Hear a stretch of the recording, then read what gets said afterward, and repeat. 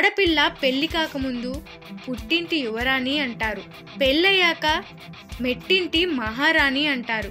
కానీ ఏ ఆడపిల్ల అయినా కన్నవాళ్ళున్నంత వరకే ఏ యువరాణి స్థానమైనా, పెళ్ళైన తరువాత మెట్టినింట భర్త భార్యకు గౌరవాన్ని బట్టే మెట్టినింట మహారాణి స్థానమైనా ఏదైనా. స్త్రీకి మగవాని కన్నా ఆత్మవిశ్వాసం ఎక్కువే. స్త్రీ భర్త మరణించిన ఆత్మవిశ్వాసంతో సుఖంగానే జీవిస్తుంది. అదే మగాడు భార్య మరణిస్తే దిక్కులేని వాడవుతాడు. అందుకే భర్త కన్నా భార్య వయసులో తక్కువ ఉండాలన్నారు. భార్యాభర్తల అనుబంధం భార్య గొడవలైనప్పుడు అలుగుతుంది. నా భర్త బుజ్జగిస్తాడని అన్నం తినకుండా మారం చేస్తుంది. నా భర్త ప్రేమగా తినిపిస్తారు అని. కానీ తను అలిగినప్పుడు, తినకుండా ఉన్నప్పుడు నువ్వు ప్రేమగా మాట్లాడి తినిపిస్తే చాలు, తన నుండి నీకు అంతకు మించి 100 రెట్లు ప్రేమ పంచుతుంది. అది భార్య ప్రేమ. ఒక ఆడదాని ఏడుపు ఎంత భయంకరమైనది అంటే, ఆమె ఏడుపు నిజమైతే ఆ ఏడుపుకు కారణమైన మగవాడు సర్వనాశనమైపోతాడు. ఆమె ఏడుపు అబద్ధమైతే ఆ ఏడుపును నమ్మిన మగవాడు సర్వం కోల్పోయి రోడ్డున పడతాడు. మగాడి పొగట్టలు, ఆడదాని ఏడుపు ఎలాంటివి అంటే ఒకరినొకరు లొంగదీసుకోవడానికి చేసే మాయాజాలం. నమ్మి మోసపోకండి.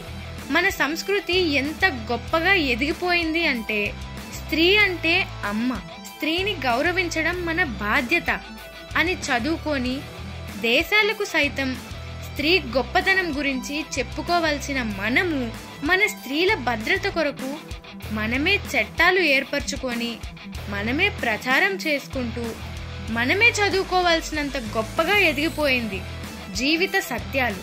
మూర్ఖురాలైన మహిళ తన భర్తను బానిసను చేసి ఆ బానిసకు యజమానిగా ఉంటుంది.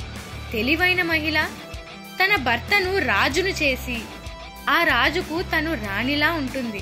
కుటుంబంలో ఎన్ని కీచులాటలున్నా భర్త పరువు నిలబెట్టాల్సిన బాధ్యత భార్యది. భార్యను చులకనగా చూడకుండా గౌరవించవలసిన ధర్మం భర్తది. బంధాలు, అనుబంధాలు. ఒక భర్త భార్యని అడిగాడు, నేను ఎప్పుడు వచ్చినా నీ పనంతా వదిలేసి నా పక్కన వచ్చి కూర్చొని మాట్లాడుతూ ఉంటావు అని. అప్పుడు ఆమె నవ్వుతూ, ఇంట్లో పని ఎప్పుడైనా చేసుకోవచ్చు, మీరు పొద్దున్నే వెళ్తే సాయంత్రం వరకు రారు, నీకంటూ ఒక ప్రపంచం ఉంది, స్నేహితులు అందరితో బిజీగా ఉంటారు, కానీ నా ప్రపంచం మీరు, పిల్లలు మాత్రమే కదండి, అందుకే కాసేపు మీతో మాట్లాడాలి అనిపిస్తుంది.